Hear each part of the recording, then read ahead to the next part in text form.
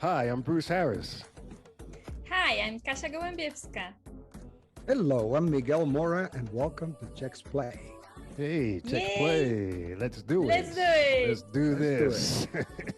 Are we ready? Are we ready? Are we ready? We are ready. We are ready. Ready. Welcome to Cheques Yay. Play. Let's do this.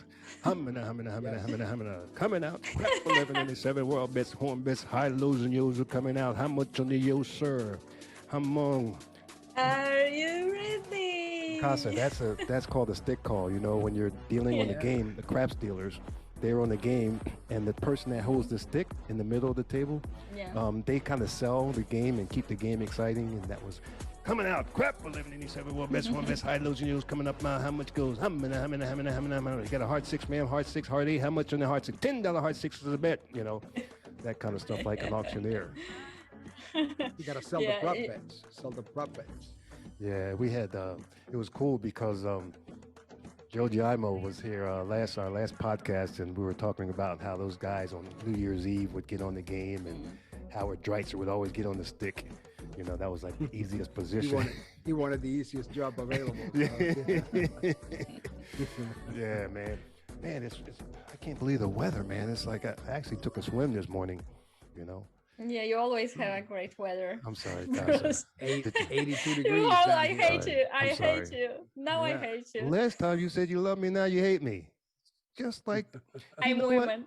Sorry, I can change my mind. Well, it's no, because it's funny you said that. Miguel and I were talking after I took my swim. And I know did you go ice skating? Then you probably went ice skating or something like that. But hockey. Yeah, ice hockey. But Miguel and I were talking today about something. You see, back in I think 1995. Remember, Miguel? I think 1995. The presidents of the United States, they were they sort of put together this like a proclamation, and they proclaimed March as National Women's Month. You know, and so in honor of that, we wanted to recognize you, Casa, because you're the lady of the show. In honor of that, National Women's Day and National Women's History Month. I didn't expect this, Bruce. I didn't expect this. We always got surprises for you. So we got some flowers for you. See, look at that. Let me see if I got that out of the way. There. You got that? And we wanted to thank you for all of the things that you do and recognize that, you know, we're part of a team. And oh my God, that's so nice. Thank you and so all much. the women out there that listen to us and watch the show. So happy month. This is your month. Yes, it is. Yeah, we definitely have more women in our show also. But yeah, I might have to I might have to cut that. You get me? No, you will not cut it out. No. No, we gotta leave it in. Okay, hold on now. I'm lost. I lost my place.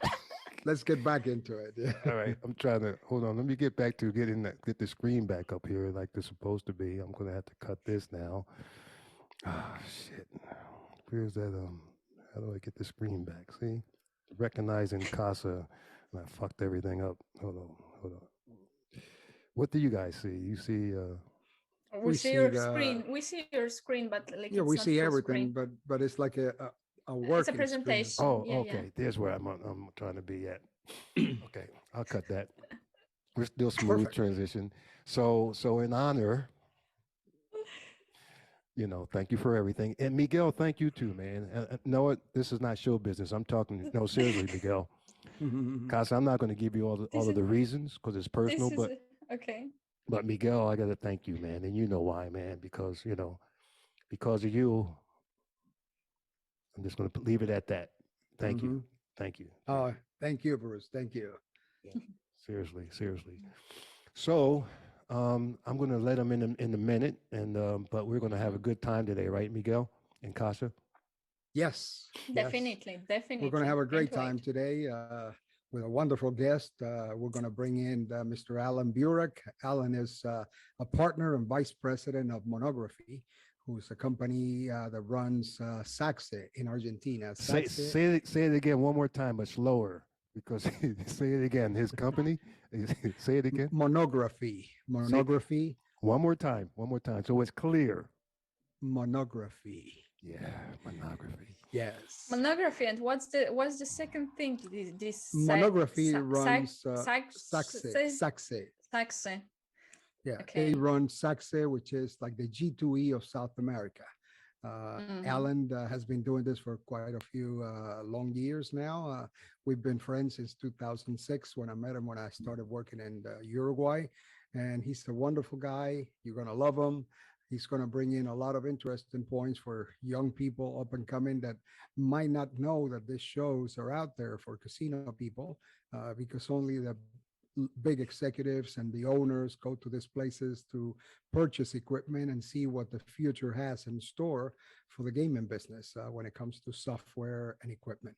So without a further ado, we're going to bring our good friend, Alan Burak. I just thought real quick about what Miguel said about what? Alan. Bruce. You're starting again. I know. No. Hey, hi, everyone. Hey, Alan. How are you, my dear friend? Something happens. Good to see you. Good to have you with us. Hola. Pleasure. ¿Cómo estás, hola. Alan? I'm freezing, but here I am. Oh, good. Lo siento, amigo. How are things in Argentina, my dear friend? Things in Argentina are great. Thank you for having me, Bruce, Kasia, Bruce, Mike. How are you, everyone over there? Good. As I'm so far away, we have this lack of sound, but here I am. Finally here at your show. Thank you for having me. That's quite all right. We're close to each other, Miguel and I, and we still go through the same thing. So yeah, it's normal for us sometimes. And Kasia is actually in Poland. Right now, yes. Currently, in fact, until the end of the month, I will stay here in Poland, and then I will come back to Spain, to Valencia. And then hopefully I will visit Bruce and Miguel in Dominicana in May. Well, as we were talking before the show, Alan, we were telling our listeners and viewers that today we were going to have you on the show. Alan is the partner and vice president of Monography, which is the company that runs SAGSE.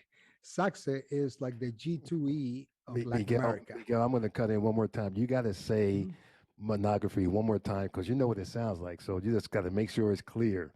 It doesn't say pornography. Yeah. So everybody knows. That you are thinking about other things, and when you're thinking about other things, you listen. Look at your pictures. He's saying, you know. Yeah, pornography. And then we got the pictures in the back. Okay, yeah. Alan is a partner and vice president of Monography. Monography is the company that runs SAGSE in Latin America. And when I met Alan the first time was back in either 2006 or 2007, when he was running SAGSE in Costa Salguero in Puerto Madero in Argentina.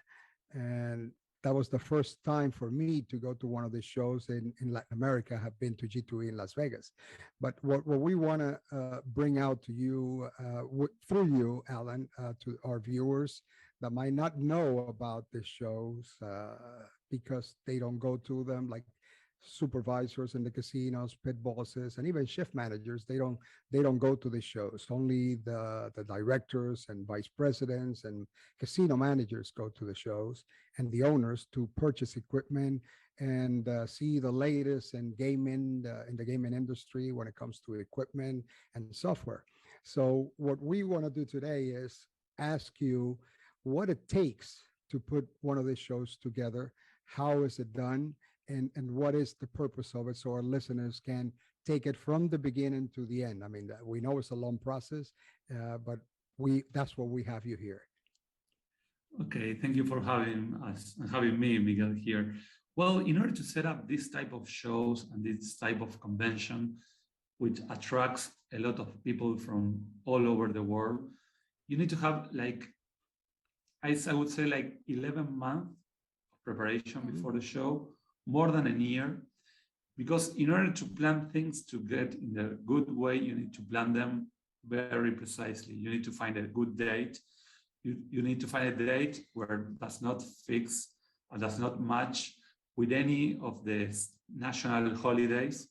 For example, if you put it, I don't know, somewhere between carnivals, and there are some countries in Latin America that they are very keen on carnivals, you will not have that people into the show.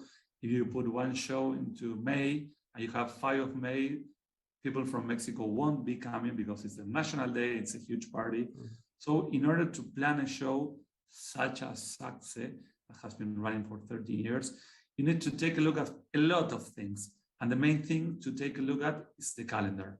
So once you get the calendar, then you need to find a venue that fits the needs of people getting together. This means that you need to find a place that people can enjoy, that people will have the space good and well prepared to entertain, to network.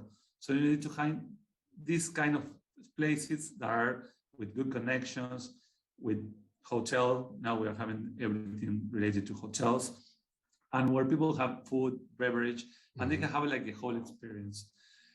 The shows that we have been running has been, as you said before, very targeted to C-level. But the thing is that the idea of this podcast, I would say that it would be like, try to empower people to start coming and have like, take it seriously to start attending this type of shows. Why? Because you're going to be in touch with the industry that you belong. And if you want to grow, if you want to grow in your career, it is, I would be essential to come to these shows that are from your industry. So I would say that the most important thing about the shows and the most important thing about being part of these industry shows, which are from the gambling and entertainment industry, is that if you are as a beatbox or you are a manager and you're not still going to a C-level, I would suggest that you need to start thinking about maybe taking holidays during the time of a show and using that time for yourself to go to the show if the company does not think that it's a good idea for you to go. Right. Because in that way, you will be investing in your career and you will be getting in touch with people. But then we are going to get through those details afterward. But the important thing is that getting into the shows make you get together with people that you might not know, that you never heard about. You will get into notice, you will broaden your mind, you will get more information about what you're doing, you will talk with someone which is doing the same thing in another region, you can start interacting with them, and then you can go to conferences, you can see products and services. Besides, you're going to have a good time for sure, and mainly if you are coming to Latam. Yeah. And like, so of course, like it's worth participating in such shows, especially SAGSE. No, what's the name? SAGSE. Okay, SAGSE. Like it's the most important trade show in Latin America, right? And like how participants can prepare themselves to really like take advantage of participating in the show, because of course it takes time, it takes cost from their side, like what they can do to prepare well to make the most of participating. Well, that's something that I always tell the people, and we encourage a lot when they are exhibitors or visitors at the show, is to have an agenda. When you have an agenda, and as I said before, when you prepare things flow and you take the most of the situations. When people are trying to come to a show, first they need to have a goal. When they set a goal, they said, okay, my goal here is to learn. So try to focus on the conferences. My goal here is to interact with other people from the same industry. For example, if you are a slot manager, I would like to get in touch with people from slot manager from different casinos. So the first thing that you have in mind is to have an agenda and to have the goals set up. So you take the most of the time and of your investment. And mainly when, for example, this industry, I've been in the industry for 20 years, SAGSE has been in the industry for 30 years. And as you said before, it's the largest and most international exhibition in Latam. But why? As I said before, because we are based in Argentina and we are based in Buenos Aires, which is the most European city in all Latam. So when you are coming into Buenos Aires city, you will have like a landscape very shaped like European style with Spanish, Italian, and French buildings with a culture that has a lot of mixture of everyone who has come to Argentina. For example, me myself, I'm Polish, like you. Are you really? But No, yes, really? I look How? like more like Bruce. Oh, Yeah. we got two Polacks together here. Huh? Yes, But I'm Polish So too. great. I'm Polish too. I am. yeah, Like you're Bruce, Polish too. no. Yeah, I eat a lot of Polish on the head. I eat a lot of they polish my head a lot. You Polish, me I, too. pol- That's what I'm I saying. polished my head this morning. That was corny. Keep my day job. That's for good luck. But as I said before, when people try to go to these shows, if they are in the States, I fully suggest to go to the G2E show. And if people are from Latam, I fully suggest to come to a place like SAGSE or any type of trade show that they have around their locations. Why? Yeah. Because they will get together with people from different industries. They will get people from different type of networks. So it's very important that they do so. So the first thing is to plan your flights, plan your trip, try to find the mode, and have an agenda. That's for sure. Prepare yourself, like Wow. have a plan. The goal. Yeah, have a The plan. big goal, as you said. Wow. Yeah. Okay. You know, hey Alan, it's so Right. good to see you, man. Because I think we first met here in Punta Cana. You did a small show at our property here at the Hard Rock. It was you know, like for the local, you know, island Caribbean. It wasn't like a national exhibit or anything like that. And then next time I saw you was, I think, was in Las Vegas during G2E, and I said, man, you're everywhere. You know, I mean, I see you in the Dominican Republic and then Las Vegas, and you were very comfortable there. It looked like you were running the show there too, to be honest with you. But you know, and it was interesting what you said about, you know, preparing for the show. You know, and excuse me, así que se no entiendes mis flesas, por favor dímelo, okay? You know, if I say a phrase, if you don't understand, dímelo, tell me, okay? Because, you know, tu English is más mejor que mi español, you know. so mucho, ayúdame mucho, I need a lot of help. So, but I guess when you know the phrase show business, you know, understand the word. Do you understand the word show business? Well, you're in show business, and it's really one word when you think about it. One word is show business. You know, you have the show and you have the business side. You know, normally people who are the show side don't really know much about the business. They let somebody else take care of that. And the people who take care of the business, who have that business acronym, don't really understand how to put on the show. But they're so important to both of them, because you can have the greatest show ever and be the best, you know, put on your best exhibit. And if you don't have those professionals that can put together that show, the business side, no one's going to be there or to attend. You'll be having a show with no audience. And then you have the business side of, obviously, who have to get the tickets sold, has to put the venues together, like you said, and get the flights booked and all of those things. And so, because you can have the best business model, and if the show is not good, you're not going to have repeat customers, correct? So yes, that's correct, Bruce. And what you just mentioned is something that it's wrap up my 20 years of experience here in the industry. I never thought it that way until you're telling me right now. That is a show business. And you're right, because there are many people that thinks that creating a show, it's just building up the paperwork or preparing just the layout of the show and having not all the details, but they are missing about people. And I want to make clear for the audience that when we are talking about exhibitions, we're talking about experience where people meet. And that has to do with the business. And we're talking about business. It's like the shows are a mean to a goal, not the other way around. meaning that you go to a show and it's not going to be a goal there. You're going to be like, you're going to do something for next steps to be followed. And when we're doing those type of shows, and as we are in the entertainment industry, which we are, we need to make them fun. We need to make them entertained. So we need to know how things work in this industry. And for example, if we are in the medical care, or we are in auto parts industry or any other industry, it works differently. As you said before, because you have the part of the show and you part of the business. As a personal thing, we have been running the same thing, and we only do this type of exhibition only in the vertical of entertainment, gaming, and casinos. So we know the people, we give the extra mile, making them fulfilling their goals.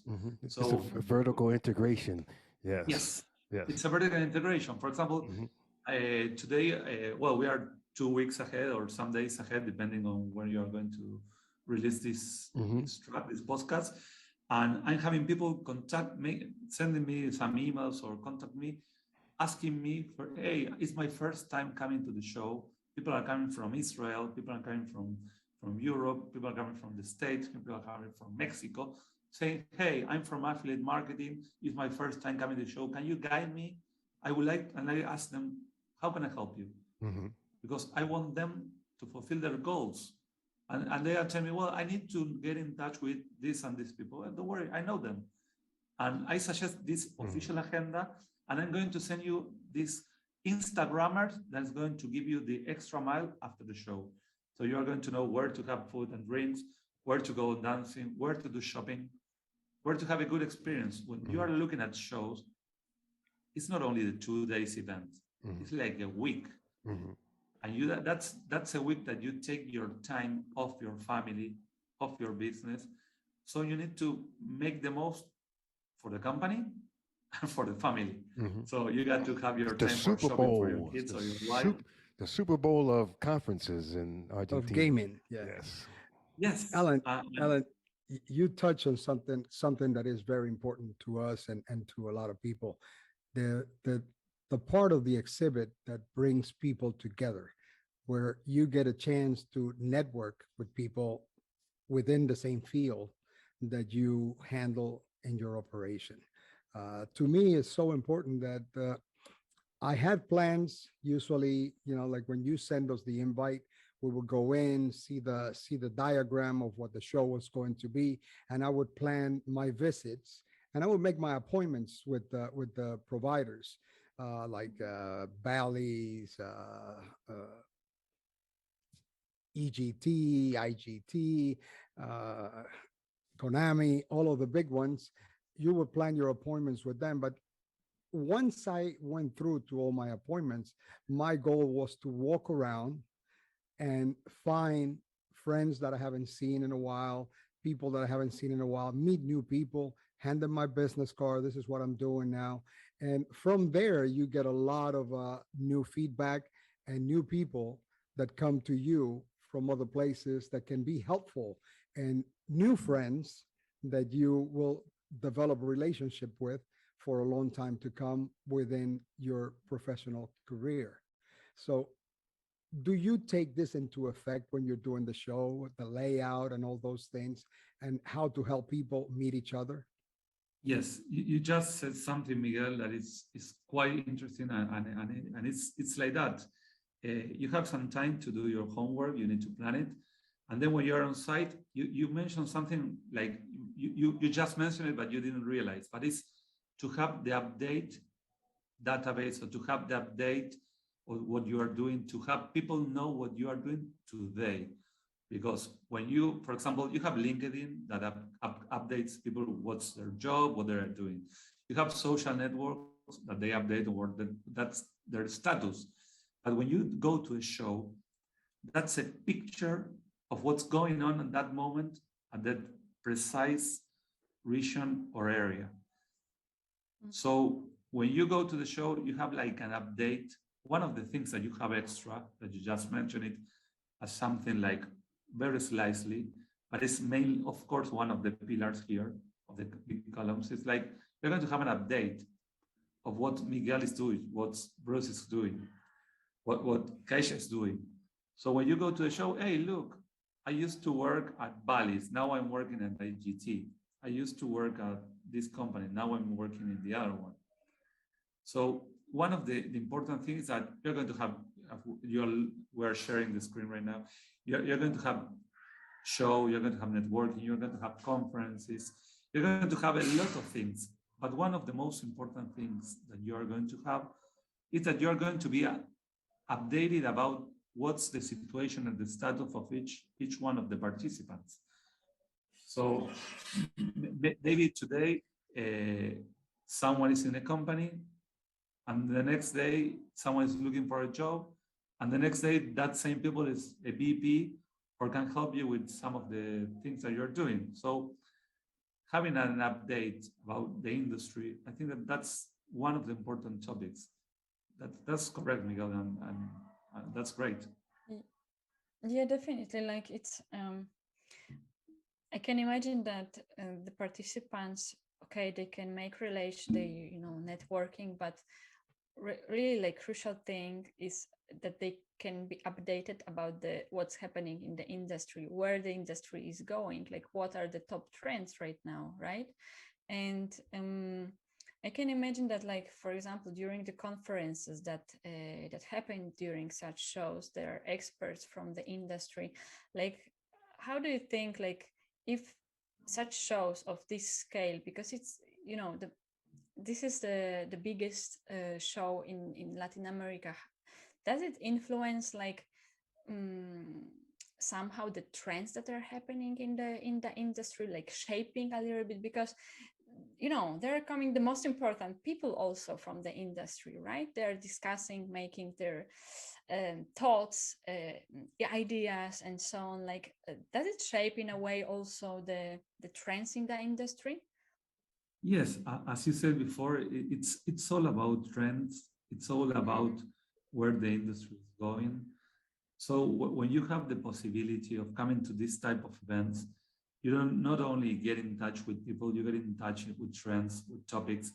And we have to take into account that we have been through a pandemic, and there were like 18 months or 2 years time when people vanished from the industry, or they changed their jobs, or the trends changed, the customers changed their habits.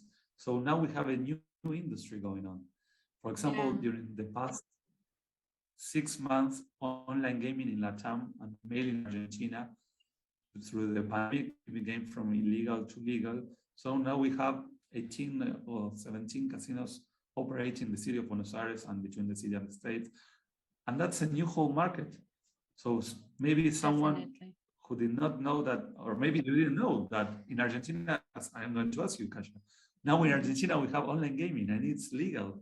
Did you know that? It was, but well, it was illegal, really. Like, I mean, like, I thought right now it's illegal all over the world. That's more recent, Kasia. Yeah, that's more recent, especially since it was limited to 2 states, one state, 2 states. In 2 years ago. Well, now it's global now. The online gaming was not really. Yes. Yeah, well, what Alan probably tried to say, it's not that it was illegal per se, but it was unregulated. There were no regulations for them. And anybody, a lot of people came and tried it without regulation. Yeah, well, it was illegal because there was a law that was saying that it was illegal. So it was really illegal. You can go to jail in Argentina. Okay. So it was there like are some Brazil, countries, but in Brazil was like a gray area. Yeah, it's not like Brazil that there is a gray area. In Argentina, it was legalized in different countries, in different states of the country. But people didn't know that. Now it's legal. Now each state is like the states, the United States, they are having the same model where they are starting to develop each state differently, independently. So now there is a law. Rapidly. And all those type of things, you are going to get in touch with the people with the industry. You are going to know what's going on.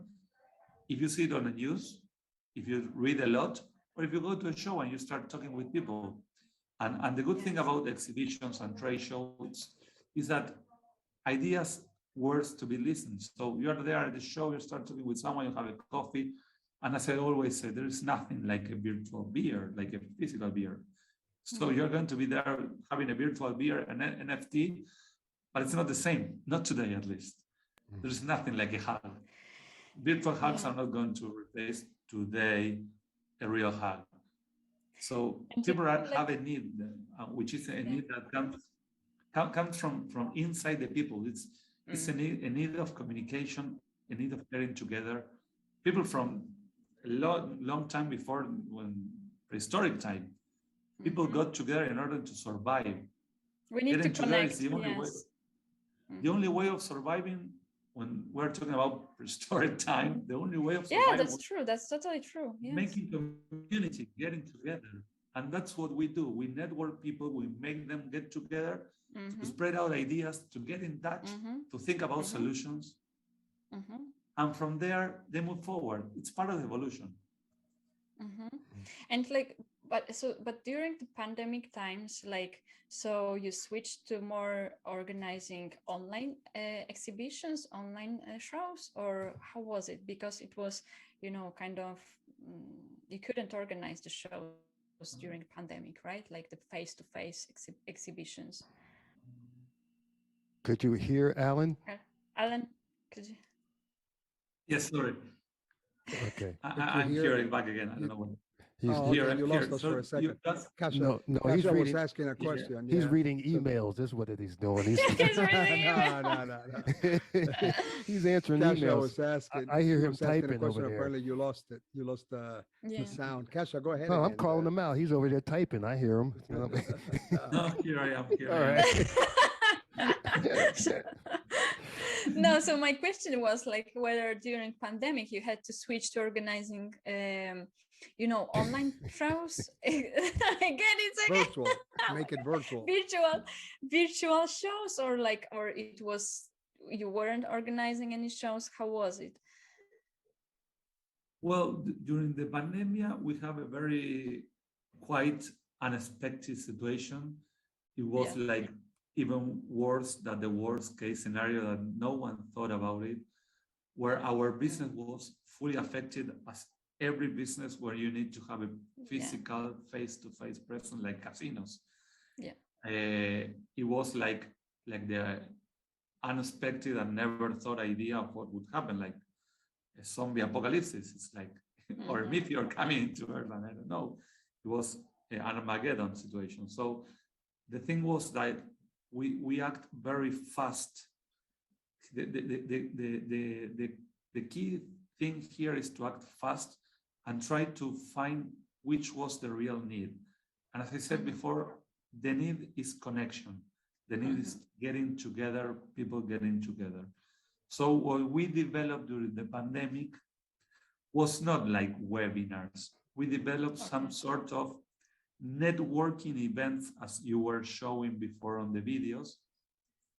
And we created we developed a whole system, like one-on-one conversations where people sit down on a digital floor plan, and throughout the digital floor plan, they can go table after table, and they can switch off digitally. It was like we're having now the Zoom, but a virtual show, a virtual trade show. It was like a virtual floor, but it was not digital thing, but it was like something quite different. It was like we are having the Zoom conversation right now, and I press a button and it shuffles and put us together with different people that are on the same page that we are.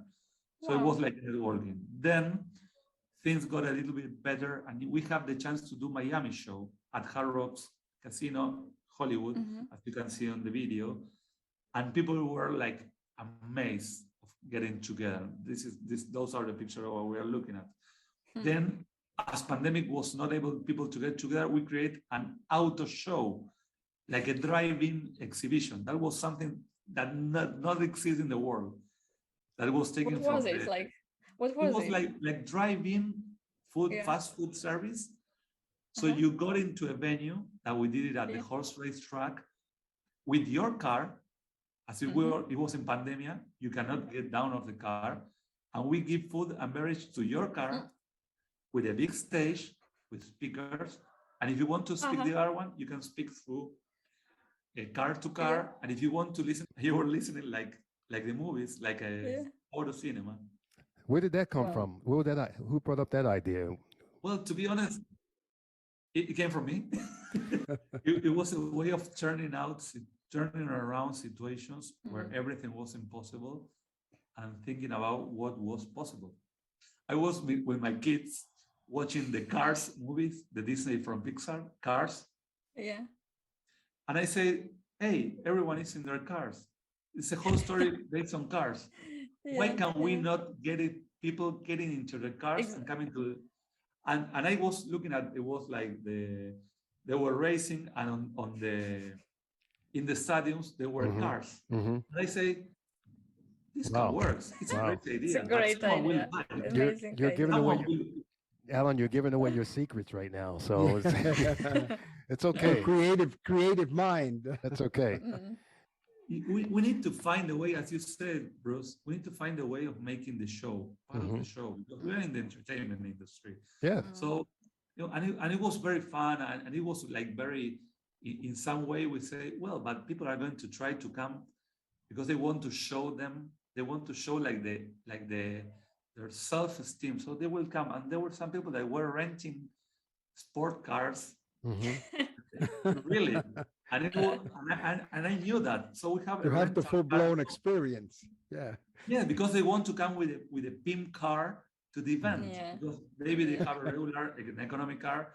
And there were people coming with a Maserati, people coming with a Ferrari, a Jaguar. And there were people even coming with a Hammer. They rent a Hammer to come to the event. So it was like crazy because they want to show up things. Sure.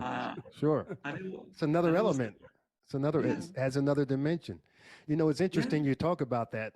Like it was the very first national conference of gaming and risk taking. It was in Las Vegas back in 1974 at the Sahara Hotel and Casino in Las Vegas.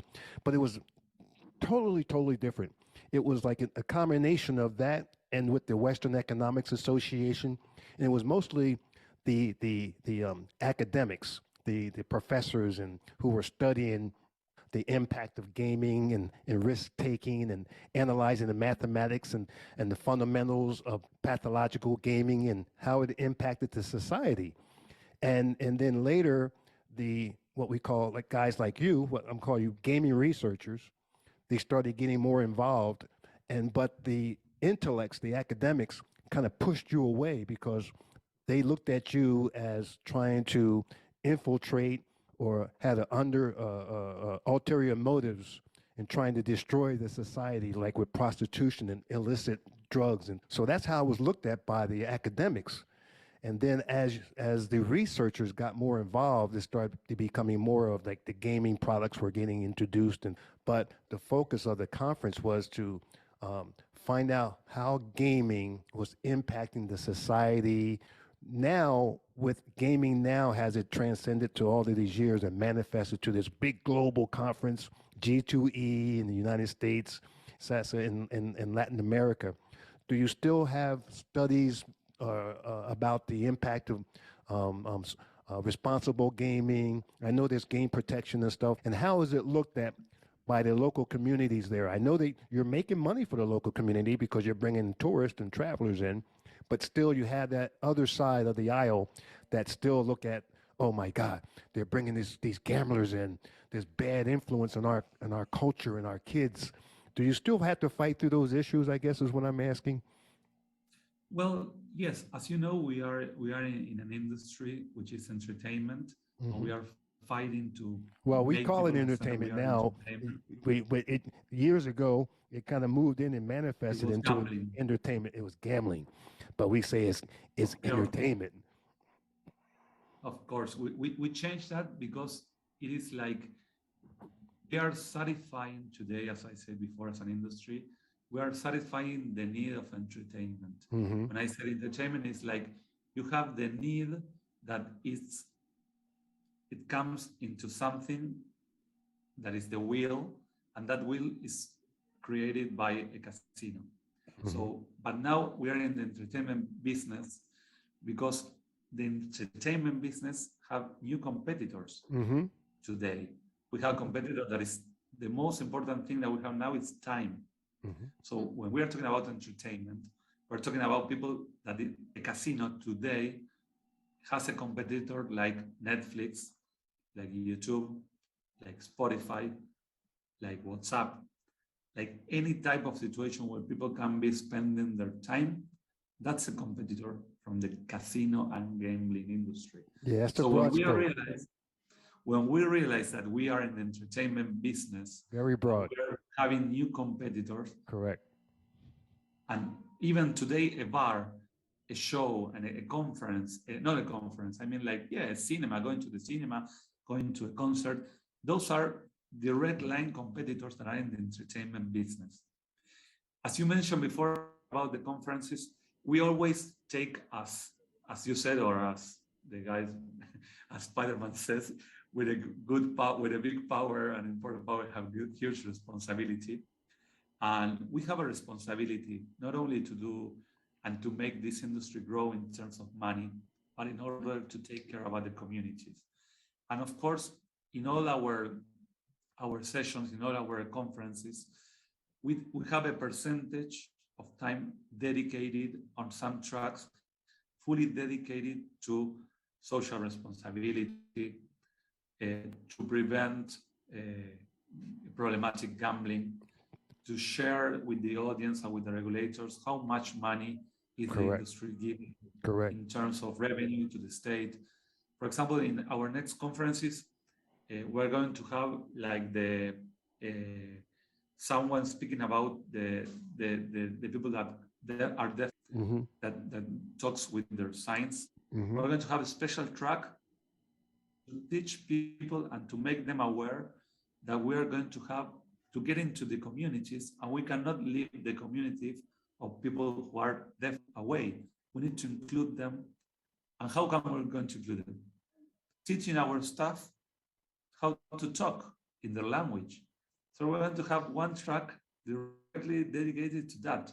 Then we're going to have one track dedicated to how to teach communities to have a good health in their food, in order to feed them in the right way, because they don't know how to eat. Take care of themselves. So there's a company from this industry that had how to take care. So this industry gives a lot of money to healthcare and a lot of money to a lot of things, but it's a great thing. There's one thing about food that they need to, and that's part of, because if we don't take care of at least of what we can do to help the communities, our communities will die, or if they don't eat healthy, they are going to don't have power to go to work, and if they don't go to work, they are not going to have money to invest into entertainment, and I mean all type of. Yeah, but Alan, going back to how you organize this type of events, I mean, we know it takes a lot. Like G2E, for instance, it happens within the U.S., so it's so simple. Most of the manufacturers and the providers are there within the U.S. So for them, it's so simple to load up a truck with their equipment and their product, bring it to Las Vegas, set it up there, and have the exhibit. In your case, in Argentina, you have to deal with a lot of different bureaucratic stuff like customs. You have to bring in equipment and slot machines into what is called a temporary admission into the country, that they allow you to bring it in and set it up there, and then it has to go back when the show finishes.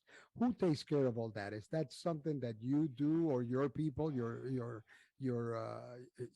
team does that, or does every manufacturer by themselves has to go out there and take care of that? Well, when you're thinking about an exhibition, there are some, like, as you said, you are mentioning, Miguel, there are like critical moments. Some of the moments, as I said before, as you said before, is the logistics. So we have a company called ASAP, which take care of that. which only take care about gambling and gaming slot machines around the world, that handles specialized in logistics with gambling material, which is not the same bringing a chair or a table rather than a slot machine. But when you are talking about an exhibition or one event, it doesn't matter if it is in the States or in Argentina or in Mexico or in the Caribbean. The key thing here is to have it locally adapt to the local rules. Mm-hmm. Because in some countries you need visa, in some countries you need I remember that there was one time we have an exhibition in Aruba, and the people from Aruba government were asking for people that comes from Argentina to have the yellow fever certificate of the vaccine. Mm. And I didn't know that, and I was the organizer of that event. And I was at the people don't even know what the yellow fever is, you know. Yes, but you turn yellow. But when I was traveling to Aruba, I was doing my custom. I was doing my purple fever. I know, but I was doing the funny thing here was that I'm sorry. Go ahead, Helen. I was doing the check-in at the airport, and then they said, "Hey, guy, you need to have the yellow fever certificate." The vaccine. Oh, wow. What are you talking about? Yes, in order to get to Aruba, you need to have, as you're Argentinian, and we don't even give it anymore anywhere. Do they? I don't think. Do they? Do they actually give it? Some certain countries required it. Yeah. No, they require it, but I'm saying, can you get a vaccine for you? Okay. Yes. Well, lucky me, I have it, but the certificate was at home, so I need to have someone to go running to my. Okay. Show it at the check-in of the airport. Right. And then when I go to Aruba, they never asked me about it. I almost lost the flight. Wow, that's something else. That's interesting. The differences. Yeah, but these are all things, as Miguel said, that there. I'm trying to share with you. You have an interesting life. I thought mine was, well, I don't have an interesting life. I get up, I go to the beach, and I come home and relax. So there's nothing interesting about that at all, Well, it took us some time to be able to do that, Oh, I've been doing that all along, Miguel. When you thought I was at work, I was at the beach. You were at the beach. Yeah. Yeah, and for example, one thing that was funny also was like, as you said before, there are some things that you have to look locally. One time we did one event in Costa Rica. It was in San Jose. It was a one-day event. It was very focused on I think it was marketing and a lot of different stuff. But it was like a period that volcanoes were erupting. Wow. Oops. Wow. And we were bad time to go there. and I don't know why, it was like a season of volcanoes. And when we were doing the show, there were some people that were speakers, keynote speakers, that were not able to come because they were stuck by a volcano that the volcano cloud. Yeah. This is the important thing about the timing, for the good timing for the show. The calendar, The calendar. You're a creator. Make an event out of the calendar, out of the volcanoes. Hey, we're gonna have a thundering show. It's a part of the show.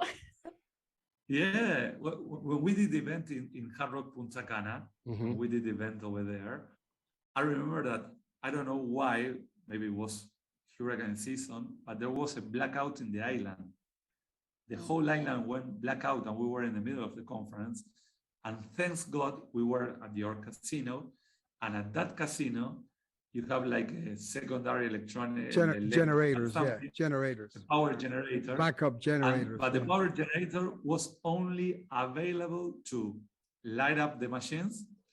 And I remember that for 2 hours of the conferences, the whole floor of the casino was lighted only by the slot machines, and the speaker was speaking out loud with the in front of the audience inside the casino only with the slot machines. Yeah. Yeah, I remember that. It was real funny. Something did happen that the power went out, and The whole island, it was yeah, it blew the whole yeah. island. And in the casino we had the generators, but as you say, Yeah. we keep the generators mainly for the machines. Yes. We give priority to the casino, the machines and the lights above the tables, the cage, and the essential Yes. parts of the operation. And I remember the guy that was talking do it in the middle of the casino floor because it was lit, and he could talk there, but there was no microphone there. There was nothing. He Yeah.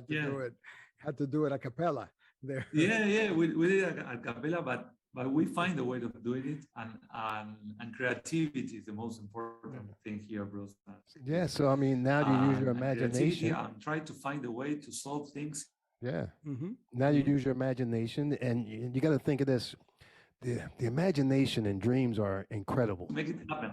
They're incredible. What can come out of that, especially people like you. You're a spatial thinker, and so forth. Albert Einstein said, you know, the imagination is just a preview for the upcoming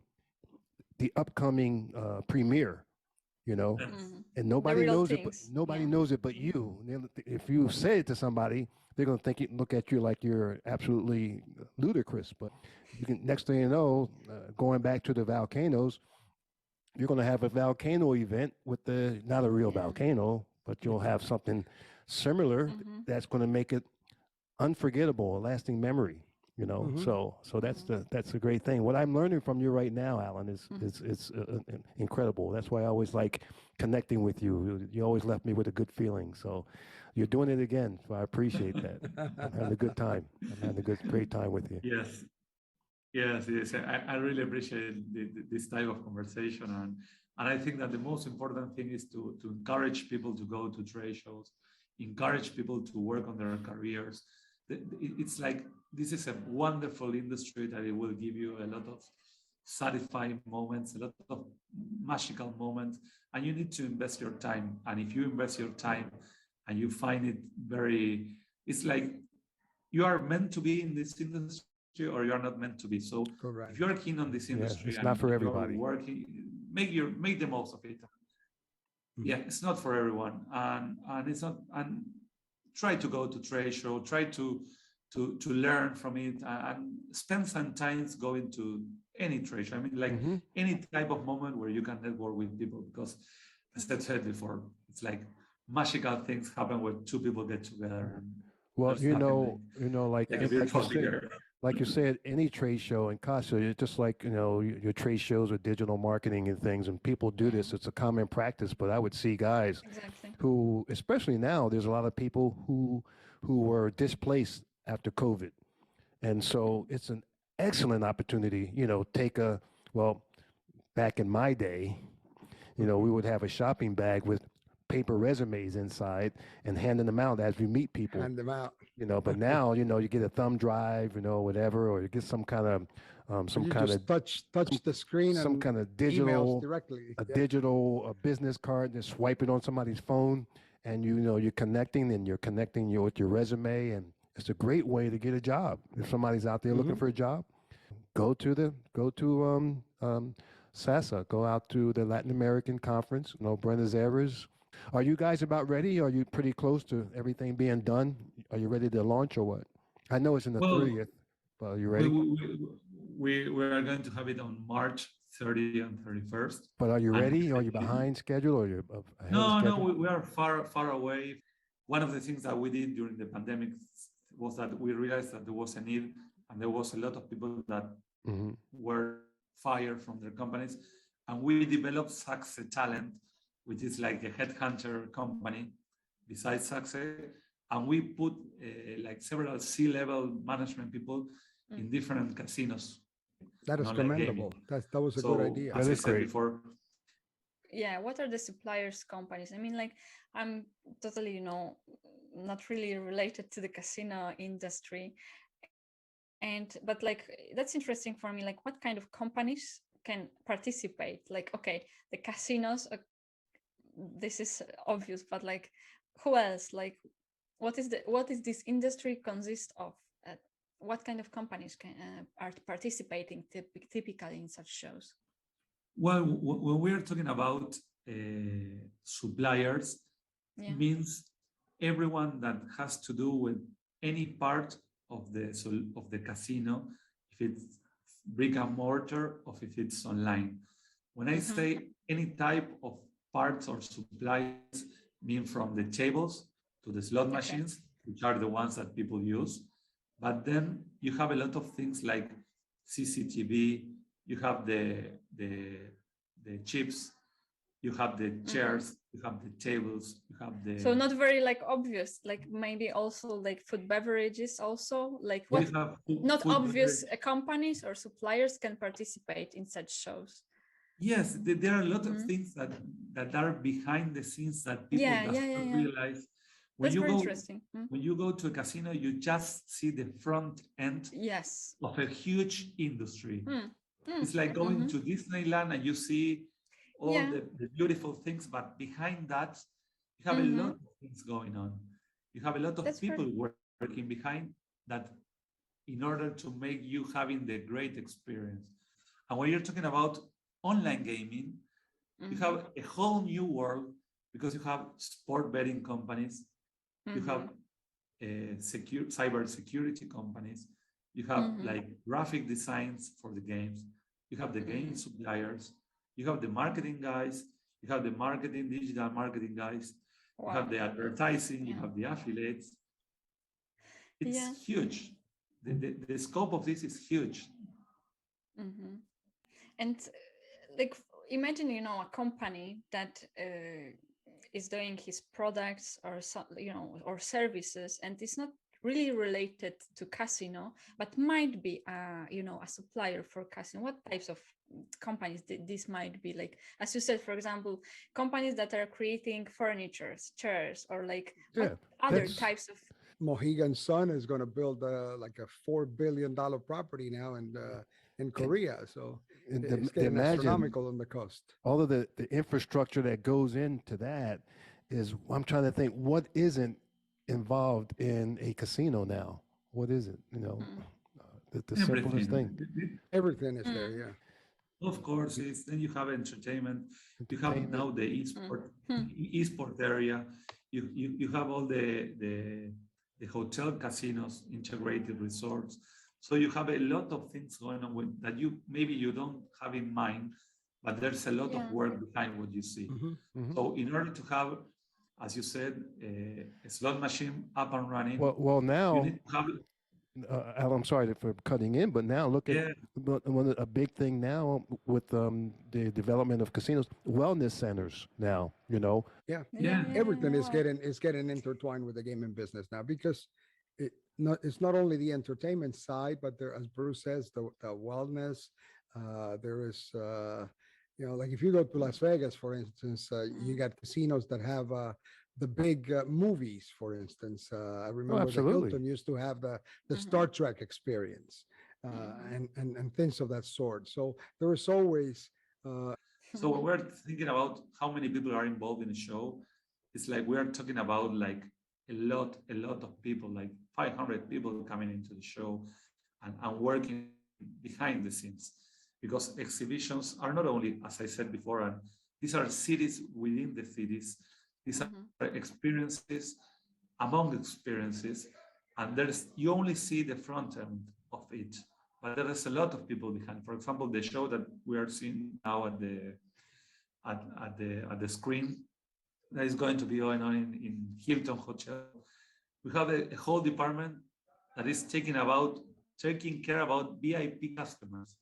They are going to work on them. They're going to have like butler experience for C-level operators. So we have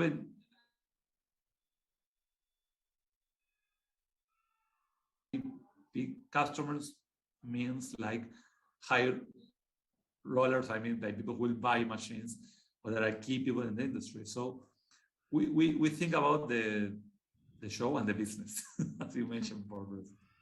Why the change, Alan? Why the change in venue? Because for many years you did it at the Costa Salguero Convention Center, and which was great. I mean, I love going there every year. I always look forward to that. But I see now you're changing it to the Hilton. Is it better for you? You want to keep everything in one central place? You'll put everybody there in the hotel. So it'll be just like in Las Vegas.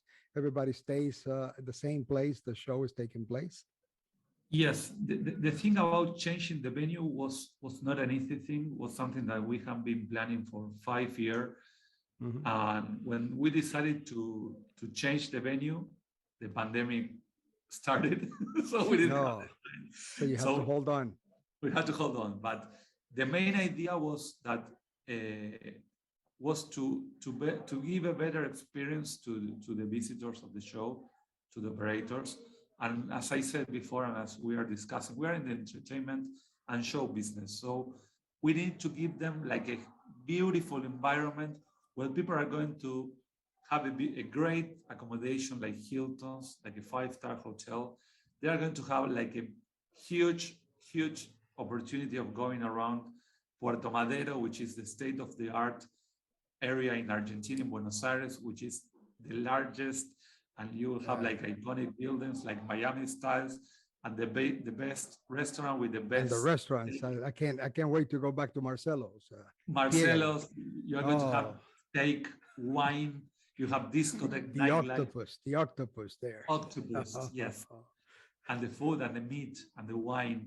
So you have everything in Puerto Madero's area. So people are going to go there and have, as I said before, like a week experience.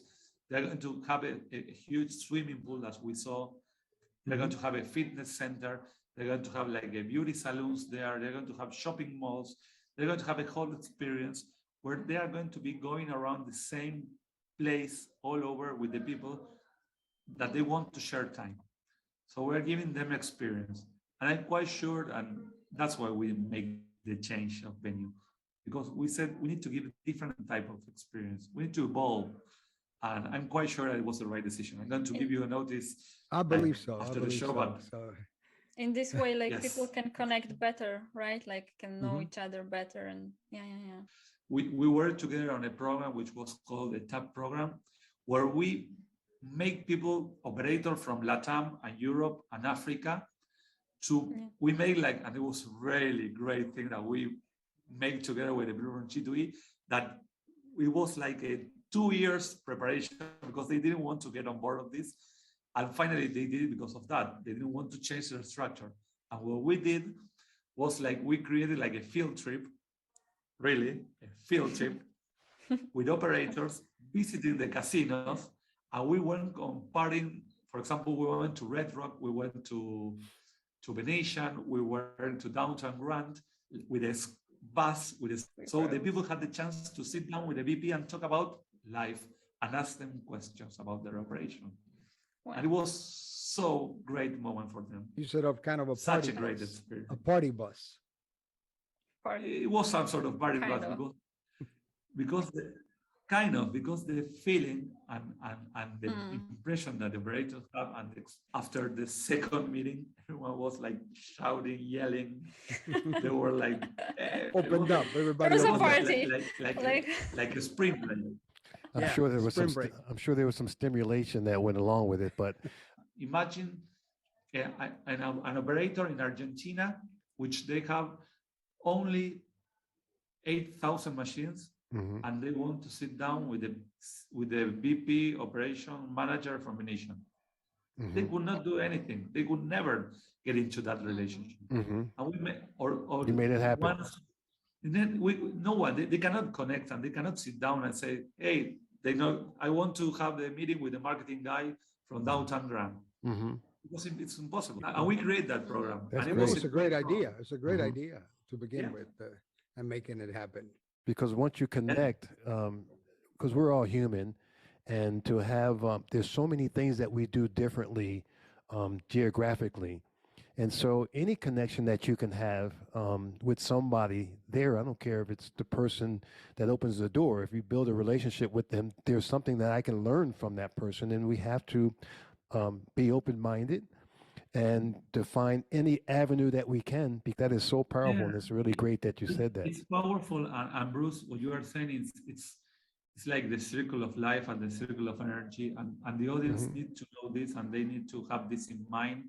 And have it like a must. When you go to this type of events like conventions and exhibitions, as you said before, you are getting in touch with people and you never know where that people might be in the future. It happens, as I said, I'm 20 years in this industry and I'm still traveling around the world. And for example, there was one time I was in Europe and I pop up with someone which we met 15 or 16 years ago in one of my trade shows, and he never came back.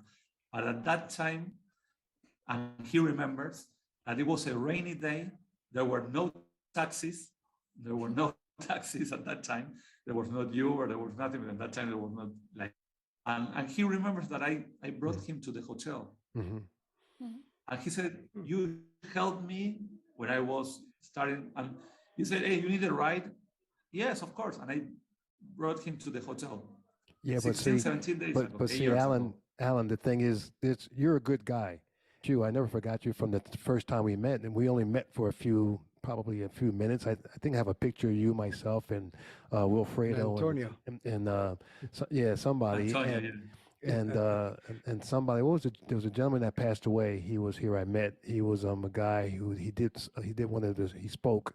He worked in the United States for a long time too. I could forget his name. Oh, that was Anibal. Yes, Anibal. Yeah.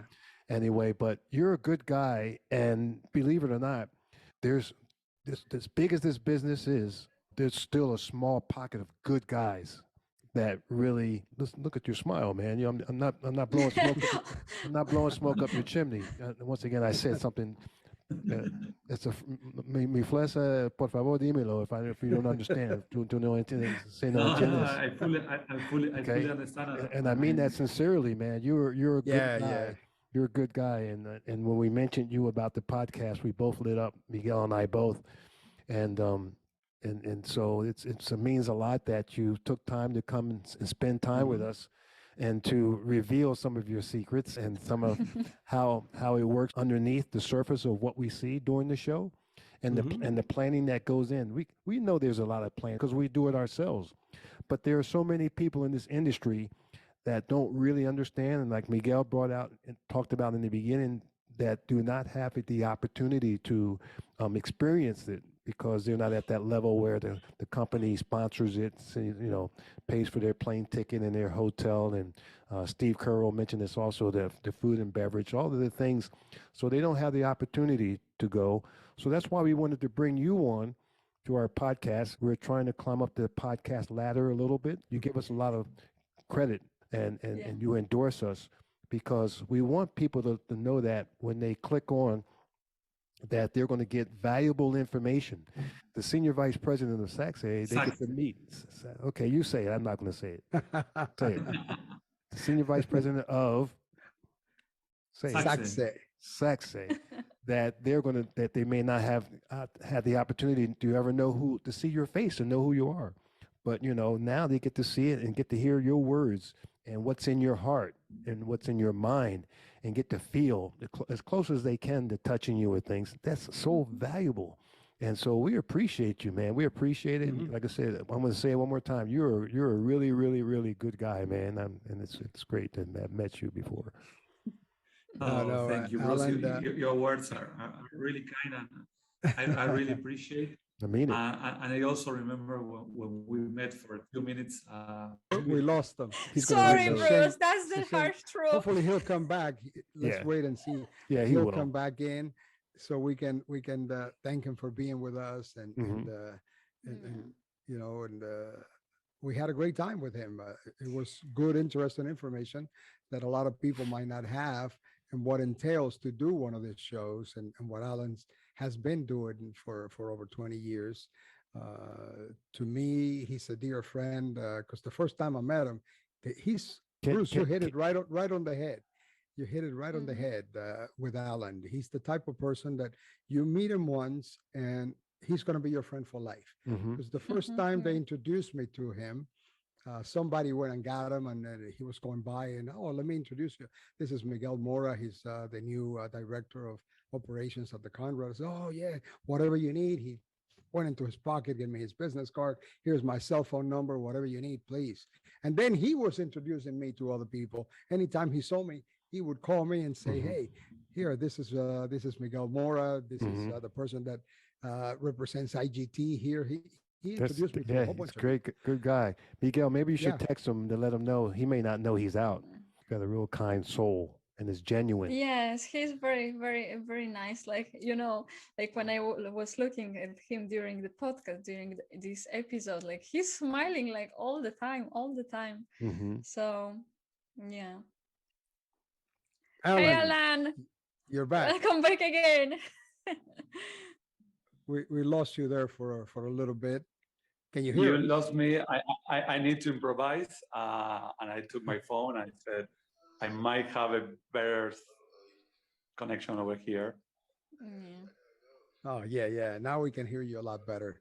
We were saying that when we lost you there, that you're the type of person that once you meet Alan, you got a friend for life. I was telling the story that I remember the first time I met you during the show, and you gave me your card, you gave me your cell phone number, and you introduced me to all the people that were there at the show. To me, that meant a lot. And we want to wish the best with all the shows that you keep doing. I'm promising you personally, this year I will not be able to make it, but hopefully next year, maybe Bruce and I And will take the Kasha, time, and Kasha. and Kasia also Yeah. from Poland, to come in and meet you there at your next show. So let us know when the shows are For taking sure, yeah. place, so we can be ready to go there and spend some time with you and meet some old friends that we know are going to be there. Of course. Thank you so much, Miguel, Bruce, and Kaisha for your words. They encouraged me Thank you. to keep on doing my job. And of course, I will host you, and it will be a pleasure to see you. And if you don't have the time, we're going to do something close to you, because we Yeah, yeah. adapt. And if Mahoma does not go to the mountain must go to Or Mahoma. So whatever help you need here in our area, please be yes, sure to let us know, and we'll be happy to be part of your team at that Yes, moment and help you out with whatever we can yes, here. yes, yes, absolutely.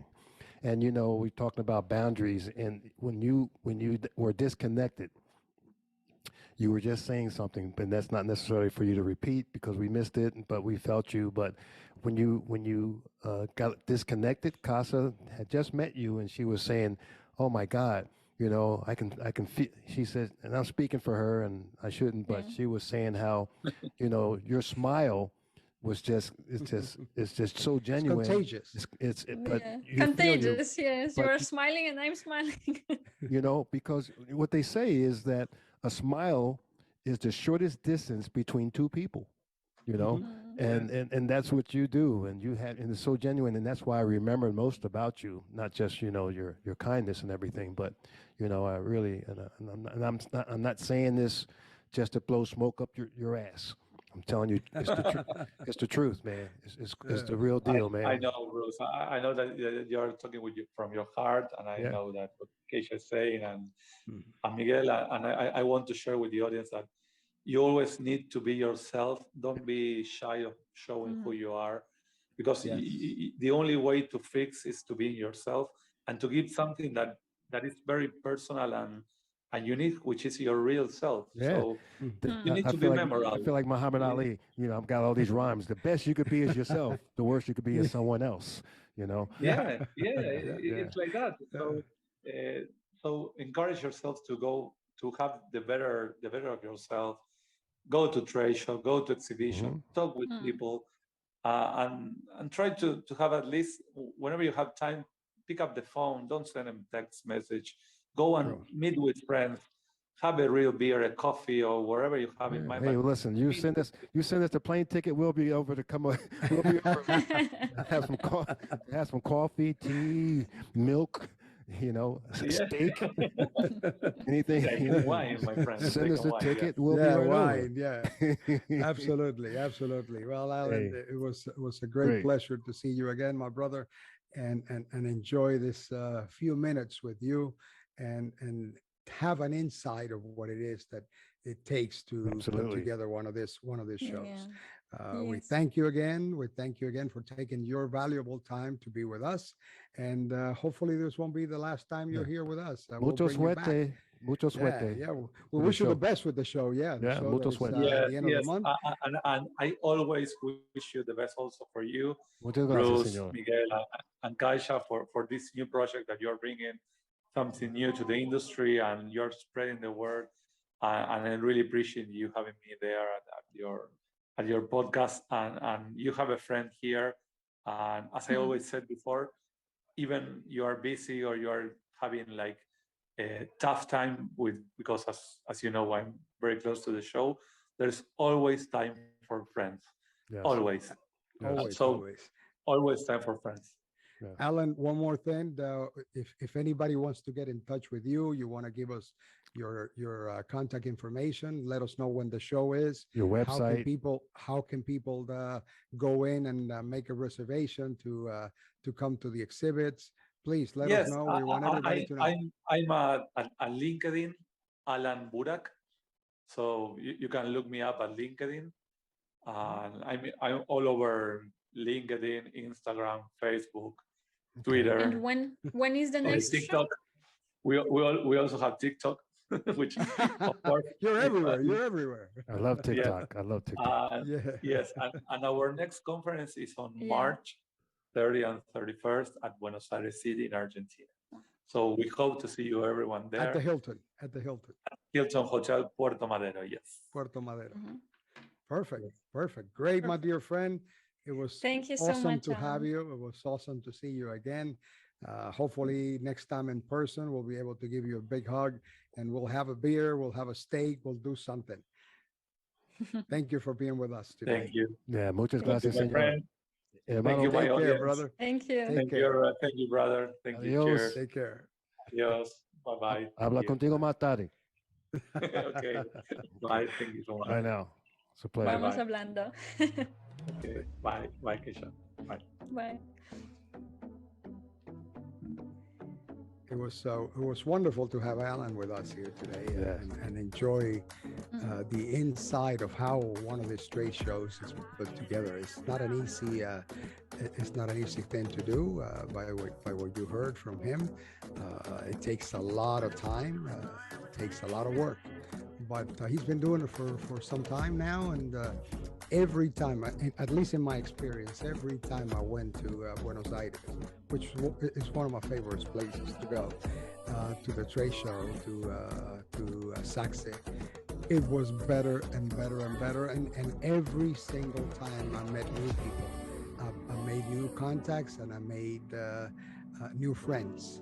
So that's the best part, Bruce. As you say, it's just making the connection with the people, with people that you know and people that you just met, and keep then making the connection with those new people and developing a relationship with them. Yes, there's always some type of way that there can be some kind of mutual help for each other, mutual help. But anyway, listen, that was a great time. And Casa, you have any closing words on this one here? Yes, definitely. Well, I've learned a lot, and I must say, I'm pretty surprised by how other industries, in fact, can learn from Alan how to organize great shows, and also how other industries, not especially directly related to casinos, can benefit from working and making business with the casino industry. This is like a great area for me, even also for me to explore more. So it was very, very interesting show for me. Yes. Well, listen, we've enjoyed our time. Of course, I always enjoy my time hanging out with you guys, and checksplay.com. Always. Let's just keep doing this. I love you. As always. I love you. As always, if anybody wants to get in touch with us, please do it at info@checksplay.com. And anything that you would like to ask us, please just drop us a line and we'll be happy to answer. And if you would like to see a particular guest or a theme in particular that you want us to develop here, just drop us a line and we'll be more than happy to try to get that going for you. Thanks for being here with us always, and I will hope you enjoy the rest of the show. Yeah, episode number 6. This is, so make sure you check out episode 1, 2, 3, 4, and 5. Okay, 1, 2, 3, 4, and 5, and this is 6. Number 6 with Alan Burak. Yeah. Yay! Okay, we'll see you. Adios. See you. Bye now. Have a great day. Bye. Alan Burak, partner and vice president at Monografie, was guest of our 6th episode at the Cheques Play podcast. He's the organizer of SAGSE, the most important trade show of the gaming industry of Latin America. You must definitely visit his website at sagselatam.com and participate at this year's exhibition. Please help us spread information about our great show and hit the like button, comment and share with your friends so more people can listen to us. We are available for you on YouTube, Spotify, Apple and Google Podcasts.